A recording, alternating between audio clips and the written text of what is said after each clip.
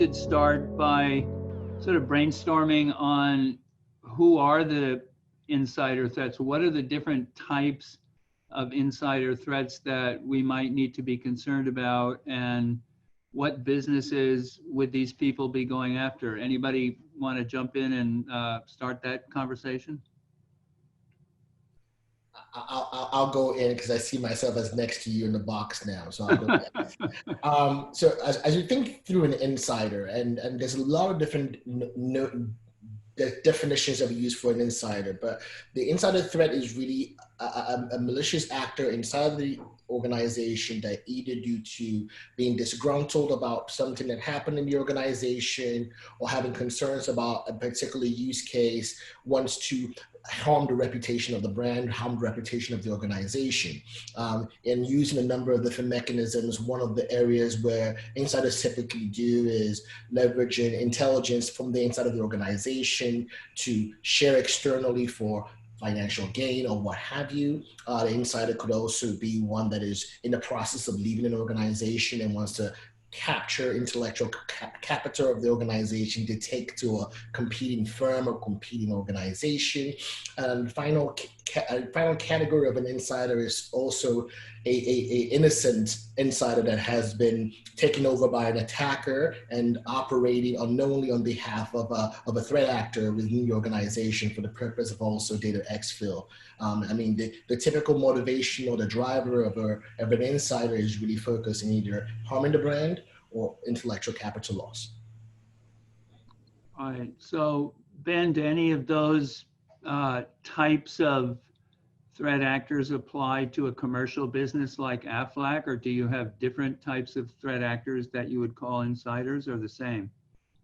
Yeah, we definitely have that was a good rundown of several categories of them. There's a couple that we particularly focus on. One is the financial gain motivation.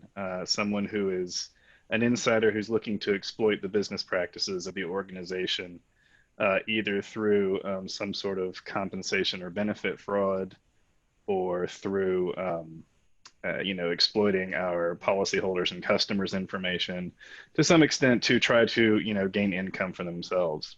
Another one that we're recently drawing much more focus on, which has become a much more prominent threat recently, is the idea of the what the black market calls the Any, which is just an insider, right? But like if you go on the black market, you can buy credit card numbers, you can buy passwords, you can buy things like that, and that's all not as valuable as it used to be. But one of the things that is for sale on the black market is what's known as an Any, which means you have access to someone who's inside a particular company and has, through some mechanism, made themselves known as willing to work with criminals for whatever ends. Now, that may be because someone's blackmailing or extorting them. It may be because someone's paying them. It may be because they're disgruntled. It could be any number of reasons why, but somehow they've made themselves known as available as an insider at a particular company, and their services are for sale. Maybe not by themselves, maybe by some intermediary who's offering their services for sale, the person who's blackmailing them, for instance.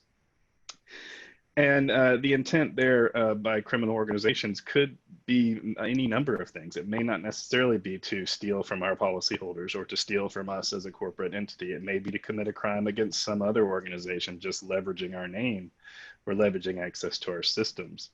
So it's really taking a threat management perspective against that, the same way that we're constantly on the lookout for what groups are trying to attack us, where do we have our passwords up for sale, where do we have, access to our policyholder information for sale on the black market. We also need to be on the lookout for where might we have insiders in our organization who have made themselves known that their services are for sale. Very cool. So Susan, how do you define or characterize or catalog threat actors? You're looking across a very broad range of businesses, right, that organizations that you're trying to support. How do you put them into a few buckets? Do you put them into buckets for different kinds of businesses? How do you catalog threat actors in this area? Right, thank you so much. So we look at insiders as any person who has had or who has authorized access or knows about an organization's key resources. And that can be across the board, from critical infrastructure owners and operators to soft targets, houses of worship, schools, everything like that. So there are people who have information about key resources and information. They can have access to their personnel, finances, facilities, information, equipment, networks, and systems. An insider is someone that the organization trusts. It's someone that you come in contact with every single day. It could be anyone from staff to regular continuous physical, that they have physical and virtual access to any of your organization.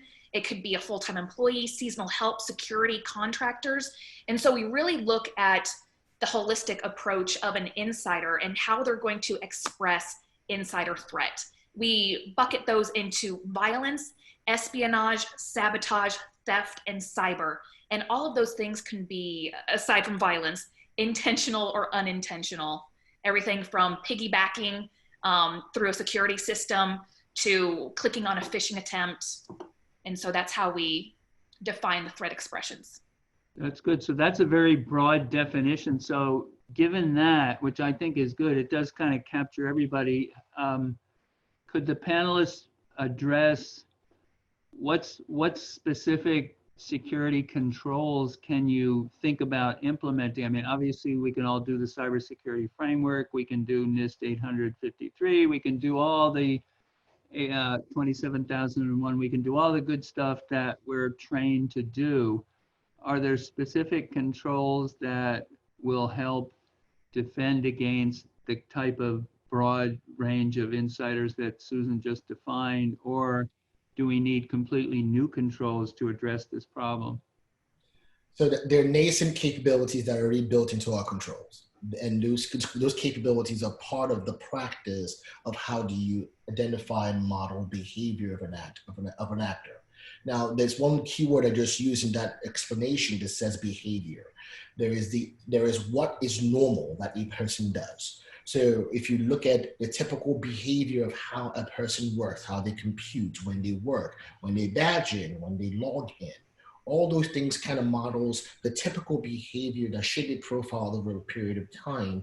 And if you think through all the different indicators or data sources that you would leverage to be able to model that, that really goes down to your badge swipes, your authentication logs, the information that you get around data, around all the data that basically paint the pattern of a typical person's behavior. So what's nominal to be able to understand when a behavior changes is really looking at when those behaviors start to change. Login times alter, authentication time changes. Due to COVID right now, we're not going into an office. So that is not a behavior change, that is a behavior change for the enterprise. So that will not trigger. But however, if you're logging in, if the actor or this particular insider is normally logs in at 7:30 a.m. Eastern time on a typical day, and now you find this actor logging in at 2 a.m., 4:30 a.m., and starting to do things that are outside of their normal accesses, or trying to prod into locations they don't normally log into, or try to get access to data that they normally do.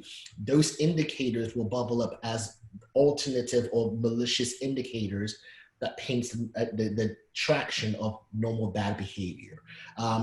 You could start as simply as leveraging the aggregation of those data sources I described, authentication logs, login experience logs, all those things, and getting them into a SIM and creating query rules that helps you understand the difference between those thresholds and being able to set those indicators differently. There's a lot of technology. Oh, sorry, Fred, go ahead. Well, I have two, so that's really good. I have two follow-up questions around that. Are those controls that you're talking about, looking at behavior and behavior out of the norm, are those part of the existing security standards that you use, number one? And then number two, if you have some type of security operations center that's looking at that stuff, are those people trained to look at what you're just talking about, or do we need to go beyond what's being done now? In most cases, so fantastic question. In most cases, those logs are not being captured.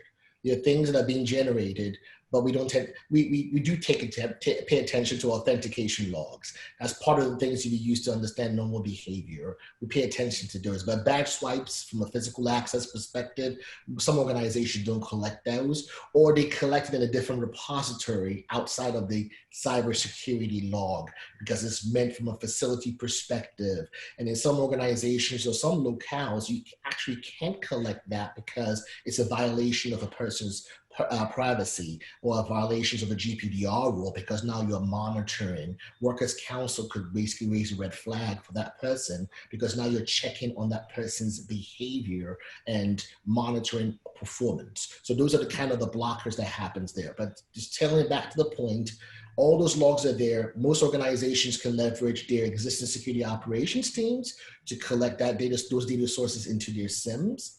But it's not capability that's built into that. So the industry is seeing this, and there are new controls that have been built out to allow you to be able to pick up those. And there's technology and controls that are built in to be able to hone in on these use cases across all of our different vendors to help solve for that. Good. Here's you guys all saw this, a good question. From the audience, do organizations separate insider threat personnel from traditional cybersecurity investigative elements? Maybe that means, is there a separate group looking at insider threats? Also, does anybody implement, I think what you were talking about, Tunde, sentiment analysis or other insider threat technology to comb through chat or email, looking sort of proactively for alerting activity? And if so, has that worked? And does anybody want to address, there's multiple questions there. Anybody want to address that comment? Yeah, I think that's a very good question and a good segue into something I wanted to follow on from the previous question, which is, the behavior analytics that Tunde was discussing. That's very central to Insider Threat Program. But I also want to stress that insider threat is, when you develop a program for it, it's something that you really have to work with human resources and legal and your physical security team, because you are talking about dealing with sensitive issues with your own staff.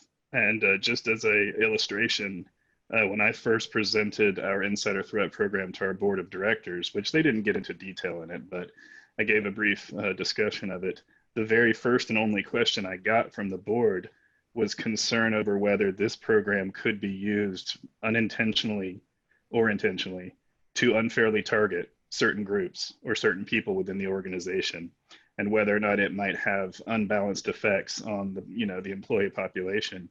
So you really have to, and luckily I had already thought through that, and we had worked directly with HR and legal on crafting the program. So we had thought a lot about that and put a lot into that. But you really need to make sure, just like with many things in your organization, you need to make sure that when you're dealing with your employee base, you're dealing with them consistently and fairly, and that you're protecting your employees and your company from any misunderstandings about how you're going about this and what you may or may not do. And behavior analytics is a good avenue and a good way to approach it, because you're talking about behavior, not about individuals necessarily. As for sentiment analysis, we've looked into some of that. That definitely gets risky when you consider what I just said. When you start, how do you classify sentiment? If someone's a member of certain political groups, is that sentiment, or is that me unfairly targeting them? So we are aware of some of those things, but we've been a little bit shy to go that far into our behavior analytics.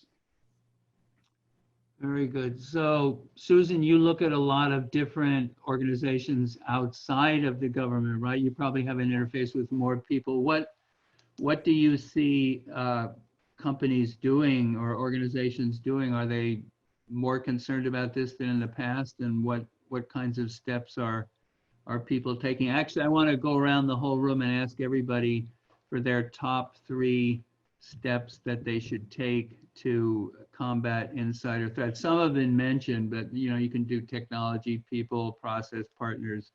At least 3 takeaways from each of you for the audience. So I'll start with you, Susan, not to put you on the spot. I'll address many of the other questions that were happening.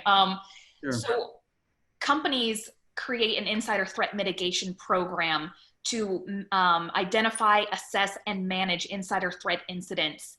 And so what this does, it provides a holistic approach, as I was saying previously, but it allows all of the entities to come together to look at an incident.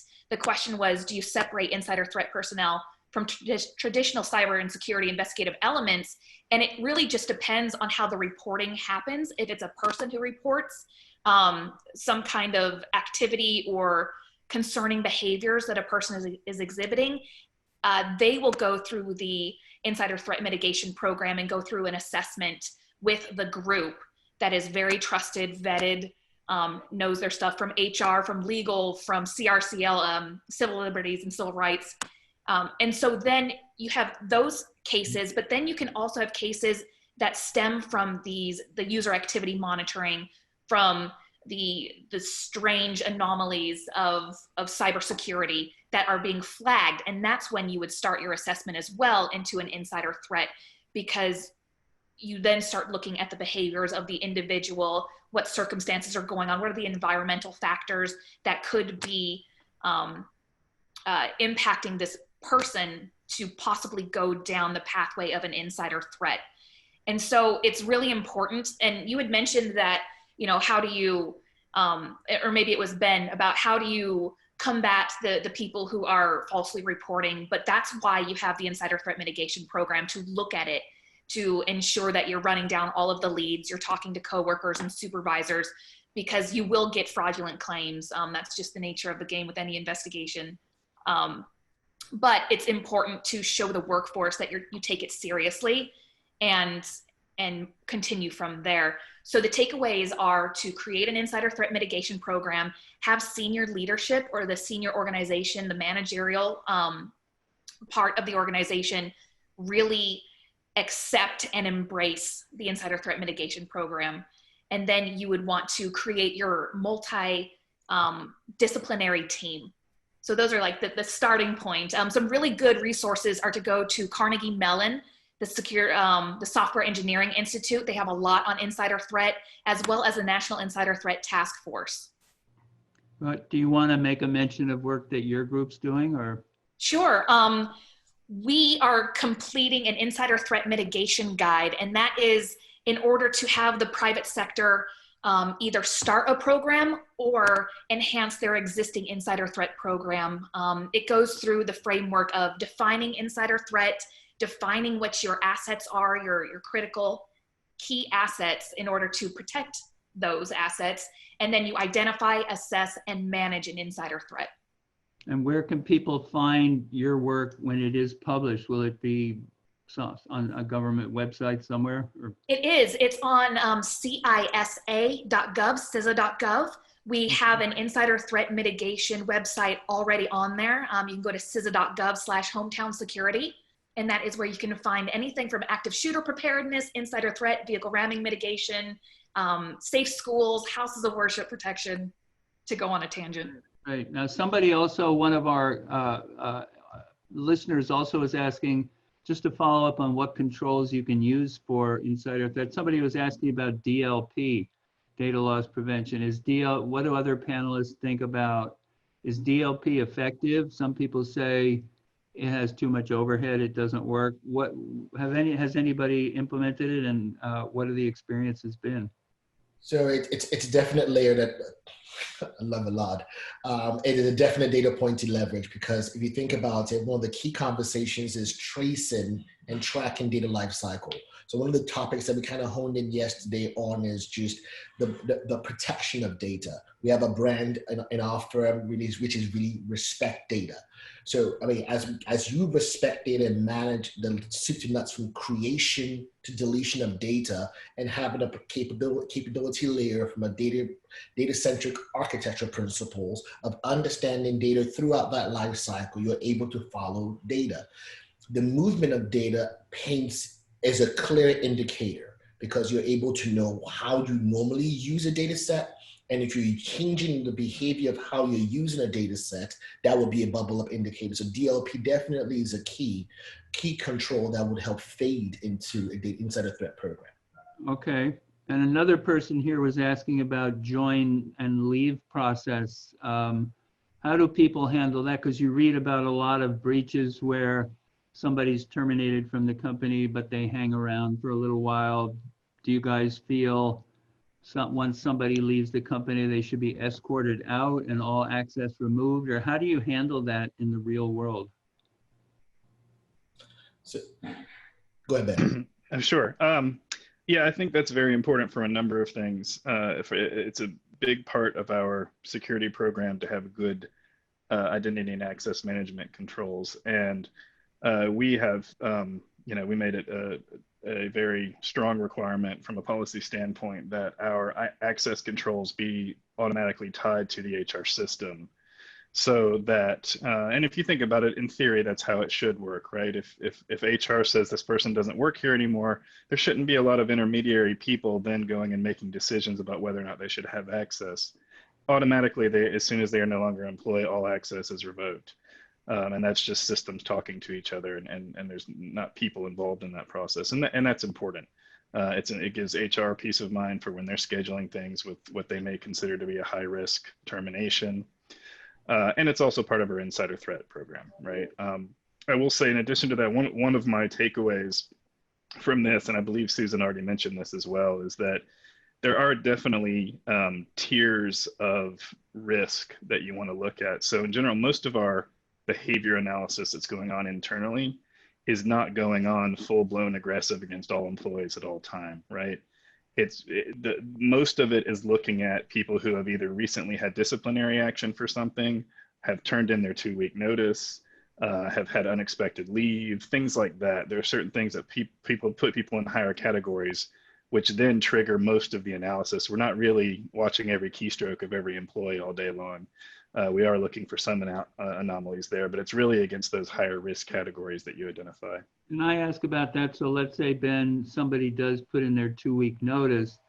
Who is the person in the company who's actually going to be monitoring their behavior and what they're doing? And because it can't be the security department. Who would it be?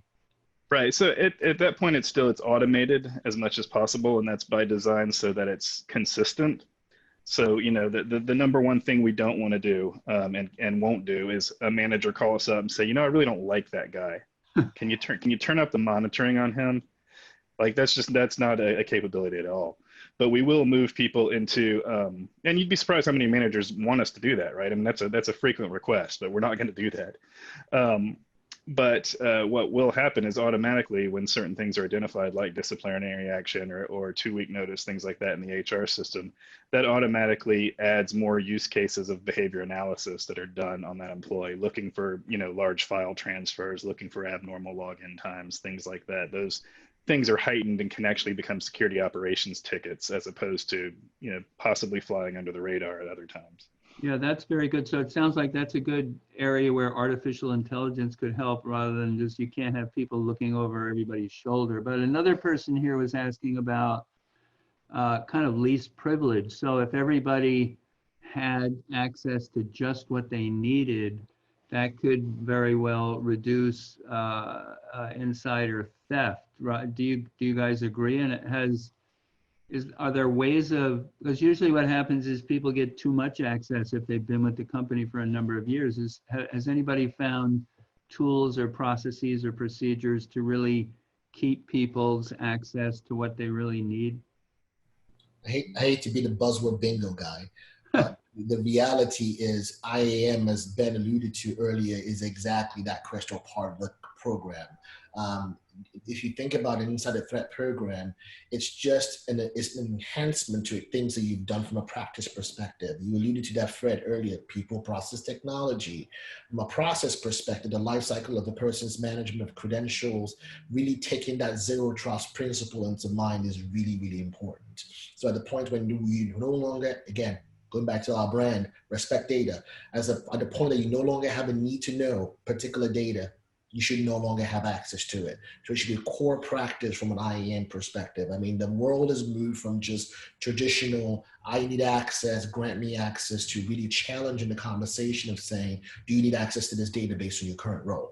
I mean, that has changed and you should not have access to that data. So it's very, very important that that line between IAM, access management, with your robust controls around what you have access to, and the flow into insider threat being strong. because the laxer controls you have from an IAM perspective, the more gaps and the ability to have benign behavior indicators that you're going to monitor from insider threat perspective. Yeah, another person was asking a related question is, what about SaaS applications? You know, people may have access to dozens of these outside of the company's firewall and data center. Has anybody found any good tools to eliminate SaaS application access when somebody leaves? So there's a core control we tend to ignore for most of the fire, which is really about how I call it driving less friction for the customer, which is really single sign-on. But it's such a powerful control to make sure that you're able to really eliminate controls to SaaS applications once it's gone. So as you identify those SaaS applications that either been stood up by the business, in partnership with them, really work with them to say, we can enable better user experience from a single sign-on perspective to allow that good, very, very well managed, robust access to the technology. But the key conversation there is as you start that journey, it allows you to be able to get there. And yes, a lot is completely correct. Not all SaaS applications are equal. Some are not down that road from an SSO perspective.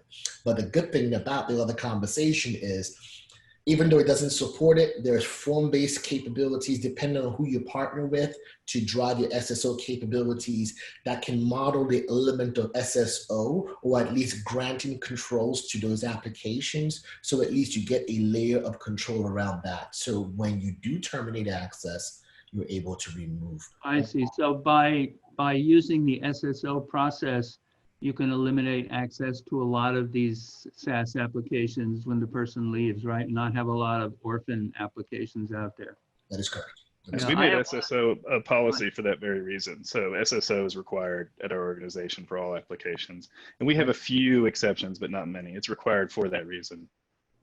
Great. Let me go back to Susan. Susan mentioned that you should have an overall plan for insider threat mitigation, if I remember right, and it would have to be approved by the executives and things like that. So what thoughts do you have on how do you get such a plan funded? You know, do you have to go to executives and say, you can't really go and say, all our employees are stealing all our stuff, you know, we need to, it looks bad, right, to set up locks on everything. How do you get a program like that funded if you haven't had a lot of insiders? Or what are your thoughts on getting financial support for that? You know, you really build upon what you already have in place. So if you have information technology use agreements where you lay out specifically what you can and what you cannot do, that really helps establish an insider threat mitigation program, because you let the employee know, you let the entire workforce know what is and what is not acceptable. You know, we work with very small organizations to very large organizations. So it's really the paperwork involved with letting your employees know what is acceptable, what is not. And then you couple that with behavioral indicators and knowing your people. It's kind of hard right now on telework to know exactly what's going on in everyone's life. But if there are indicators of, you know, potential grievances and ideation that someone's very, very upset, and you may need to flag that in order not to get them in trouble, but to get them the help they need, and maybe direct them to employee assistance programs or some kind of, not even counseling, but just some kind of assistance to determine where this person may end up. And we talked about when you terminate an employee, sometimes it's advisable, and I can't really say that, but it is suggested to maybe extend to them some employee assistance program. If you have an employee that is very grieved and on that pathway to potential violence or insider threat, instead of terminating them and sending them on their way to go along further, the ideation, the moving on with their plan, and then coming back to potentially have an active shooter event or some other violence, maybe it is a good idea to extend them insurance, extend them EAP, employee assistance programs, or provide some kind of help to them so that you mitigate that risk a little bit. People are going to go on their path that they choose. But it's also, while you terminate the access to electronic means, if you have someone that is potentially threatening, you may want to tell your security staff that this person has been terminated. If you see them coming back, you may want to call additional security. Do not let them in. They've been terminated. They have no more access. So there's been some active shooter incidents where an individual will come back after being terminated and unfortunately causing violence on your workplace. Yeah, I think that's really good advice. Build on kind of the policies you already have for getting your program going. And then I think you do have to treat people as people, and you have to treat them on an individual basis to minimize risk. But that leads me into another question. You know, given the high stress situation that we're in now, people working from home, we've got a pandemic, there are layoffs. What has anybody seen any, or what are your thoughts on more insider threats or incidents in the next year, let's say? Is this something that you would move on higher on your radar screen of overall threats for your organizations?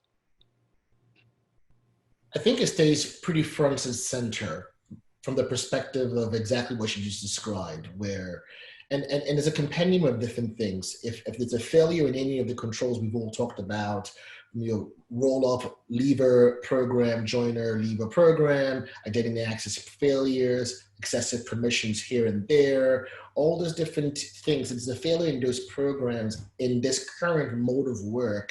It could open an organization to those opportunities.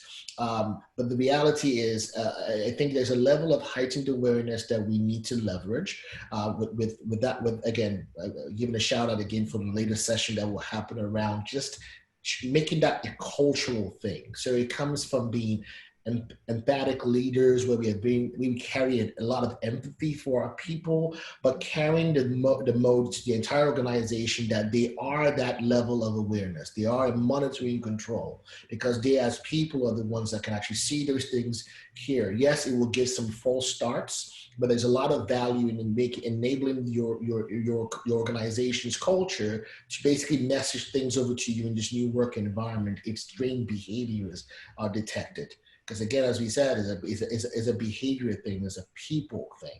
So we just have to be very, very watchful. We have to carry a lot of empathy with the people that we work with, because a lot of people don't deal with this mode of work very, very well. So it's just, we just have to be very, very deliberate about that as leaders and as technologists and as cyber people. Right. Will we need more technical controls around this, because you mentioned people a couple of times, and now people aren't even, you don't see people that much anymore, right? So are we going to need more of these technical behavioral baselining controls than we had before? Anybody? So far I haven't seen, I mean, obviously the connectivity and collaboration requirements when we're all working remote like this have gone through the roof, and that affects everything. But I've been managing geographically and work from home groups for 15 years or more, and there is an adjustment period, but I've never really seen that there's any, from the personal perspective, right, from the individual, I've never really seen that there's any increased risk. That does vary from global region to global region. Some of our global regions, they see insider threat much more as a physical security issue, and therefore tend to see the remote work as a bigger problem to solve from an insider threat perspective. But generally speaking, I mean, I think there's just a cultural adjustment that has to happen. Employees have to, recognize that, look, you don't need to be seen all the time. You don't need to be in a meeting all the time to prove that you're working. Management has to get used to the fact that, just because someone didn't respond to your IM right away, it doesn't mean they're at the casino drinking. Maybe it just means they went to the bathroom for a minute. It's okay if they didn't respond. They're probably still working. And also just understanding that just because they're at home doesn't mean they suddenly turn into a criminal, right? They're not going to suddenly decide, I'm going to steal data just because they're working from a home office instead of in the physical office. And generally, other than, like I said, the technological changes that come with having people working remotely in general, like VPN technology and cloud technology, there hasn't really been an increased risk or an increased need for monitoring those individuals or worrying about those individuals as, you know, being an insider threat. Okay, yeah, that's good. So we've all been dealing with remote employees for years, right? So it's not like a totally new, something completely new. So interesting. The only thing I want to add is just being very, very deliberate about recent regulation is starting to move the U.S. in general to a more discipline around people element. So as more regulation comes in, CCPA is there. We're starting to resemble a lot of our European peers as far as when it comes to people data, what do we collect, what do we manage, the ability to be able to drive and manage.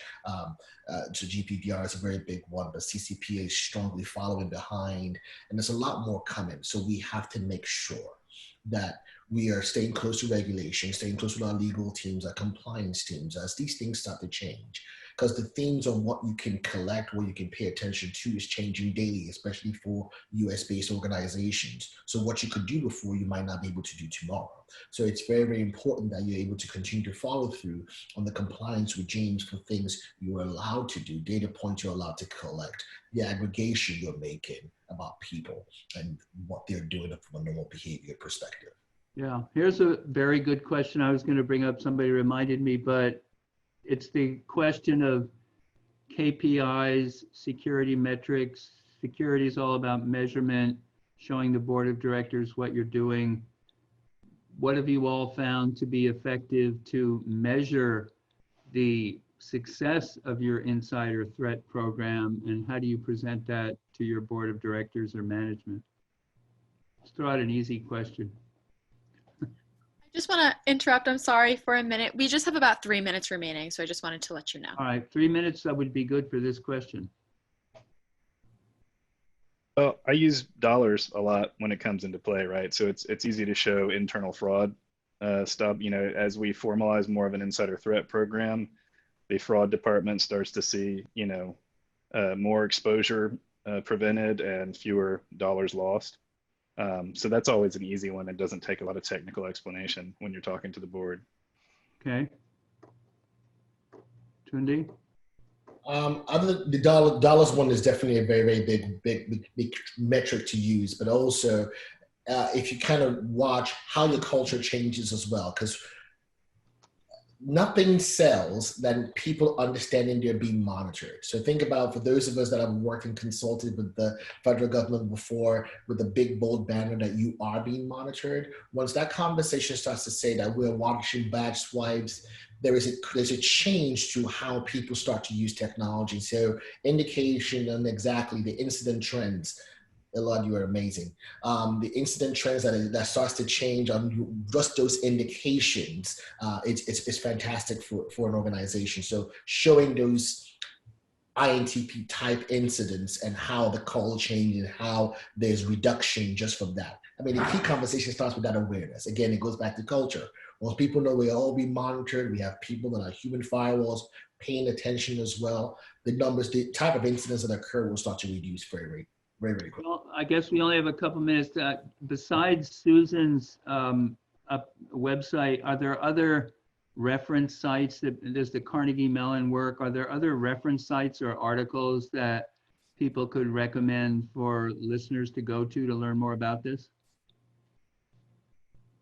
Yes, so there's sorry, Tunde, there's a National Insider Threat Task Force that is more towards government entities, but you can really grab some key information to add to your insider threat mitigation program. There's also the Carnegie Mellon Software Engineering Institute. They're fantastic. We work with them a lot. There's the Secret Service. They also have reports that come out every year on insider threat. And for the previous question, as Tunde mentioned, creating a culture of shared responsibility and connection and respect, having those anonymous and confidential reporting avenues, and really engaging with your workforce to report any kind of insider incidents, behavioral indicators, and then training your employees, training your whole organization. That's a really good metric to show how you are improving your insider threat posture and awareness. Excellent. Very good. Any other, sounds like we have about 30 seconds left. Any other final thoughts from anybody, Katie, or are we pretty much out of time? We're just about out of time, but if anyone has any final thoughts, you can wrap it up. I just want to add with what I started with, keep in mind, it's not just about watching internally, it's also about watching externally. Look out at the threat landscape and see if there's people who have identified insiders in your organization as possibly acting against you. Very good. Wonderful. Well, thank you all so much for being on this panel. This was a great conversation. I'm sorry I have to cut it short. So thank you, everyone.